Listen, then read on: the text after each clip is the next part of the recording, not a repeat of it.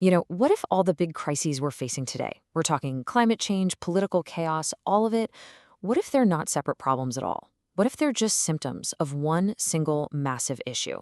Well, we're about to dive into a pretty powerful theory from Hempus Crownander that says our entire modern world is basically running on a 400-year-old operating system, and it is finally crashing.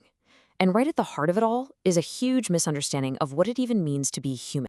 So let's just start with a question that honestly might shake up everything you think you know about yourself. What if the individual, that independent, separate self that you feel you are, what if that's not some timeless fact of human nature? What if it's actually a 400-year-old invention, an idea that was created for a very specific purpose? That is the mystery we're going to try to unravel here. Okay, so the theory kicks off by framing our world today not as a jumble of different crises, geopolitical, ecological, technological, but as signs that a single global system has finally hit a wall. It's like the operating system for our entire civilization has just run its course. It's done. And let's be really clear, this isn't some prediction about a far-off future. The theory is emphatic. The breakdown is already happening. We are living right now inside the rupture. So the question isn't if our world is going to change anymore, but what it's going to change into.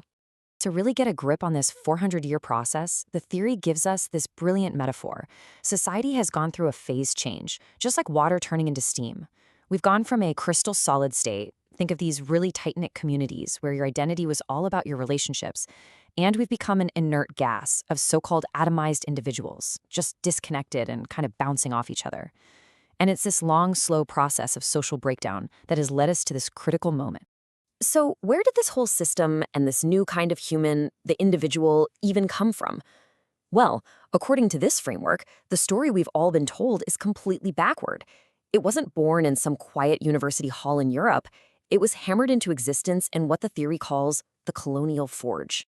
Right, so your standard history book will tell you that ideas like private property and individual rights were born in Europe and then, generously exported to the rest of the world. But this theory just flips that script completely. It argues that the modern world system was actually forged in the violent, messy laboratories of the colonies and was then re-imported back to Europe. And this whole transformation happened through 5 key mechanisms. First up, new legal systems came in and just wiped out communal land, replacing it with this new idea of private property. Then, new financial tools were invented to fund these huge empires. Massive bureaucracies were created to control populations from afar. Of course, you had ideologies like the civilizing mission to justify the whole thing. And finally, the insane profits from colonial extraction made our market system seem like it was the only natural way to do things. These 5 forces, all tested and perfected in the colonies, literally became the blueprint for the world we live in now. Now, to really understand the huge choice that's in front of us, we have to get our heads around the theory's most important distinction, the difference between the individual and the person. They sound kind of the same, right? But believe me, they represent 2 totally different ways of being human. Okay, so first, we have the individual. Think of this as a self-enclosed monad, like a little bubble. It's a self-sufficient unit, and its freedom is defined negatively. It's all about, my freedom ends where your freedom begins. But according to this theory, that's not some eternal truth about being human. It's a product, an artifact of a very specific historical period that's all about private property and competition. The alternative is what the framework calls the person or specious being. This is a totally different concept. This is a self that is literally made up of its relationships. It's not contained inside itself. Its identity is woven from its connections to everyone else. So in this view, another person isn't a limit to your freedom. They are the very realization of it. And you can really see the philosophical DNA of these 2 ideas in 2 famous phrases. The individual, that's rooted in Descartes' I think, therefore I am. The I comes first. It exists before any relationships. But the person follows a completely different logic. We are, therefore I am. You see the difference? Here, the self doesn't exist before the community. It emerges from it. Our consciousness itself is social.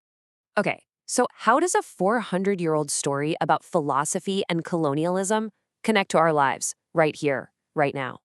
Well, according to this theory, there's one technology that is forcing this abstract choice into a very real, very urgent decision: artificial intelligence. AI isn't just another shiny new tool. It is the ultimate machine of abstraction and automation. And what it's doing is acting like a massive accelerant, just pouring gasoline on all the contradictions that are already burning in our global system. The path we're on just becomes completely unsustainable. AI is forcing us to make a choice. And this brings us to what the theory calls the civilizational fork in the road. Path A uses AI to perfect the old system. We're talking automated surveillance, automated control, a future where democracy just erodes away. But then there's Path B, which reclaims AI as a public good.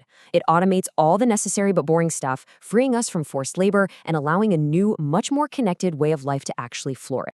All right, so if Path B is a real alternative, what does it actually look like? What's the blueprint for this totally new civilizational operating system?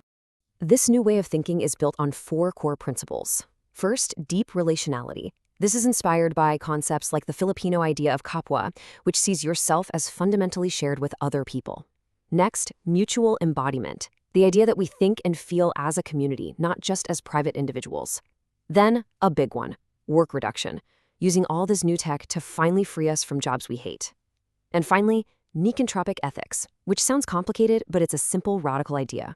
Let's design systems that actively create health and vitality, instead of breaking things down. And look, this isn't about just tweaking the old system. It's a complete inversion of its core logic. The worship of endless work is replaced by the goal of reducing work. Market absolutism gives way to a shared consciousness. The obsession with endless growth is replaced by a focus on systemic health. And the lonely, atomized individual is replaced by a deeply connected community.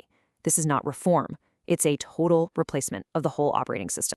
So in the end, this theory doesn't really give us any easy predictions. What it does is give us a profound challenge. The 400-year-old system is breaking. The future is wide open. And the real question isn't just about tech or politics, it's about who we are. Are we self-enclosed individuals, stuck competing in a system that's failing? Or are we interconnected persons who are capable of building a completely new one? The choice, this theory argues, is ours to make.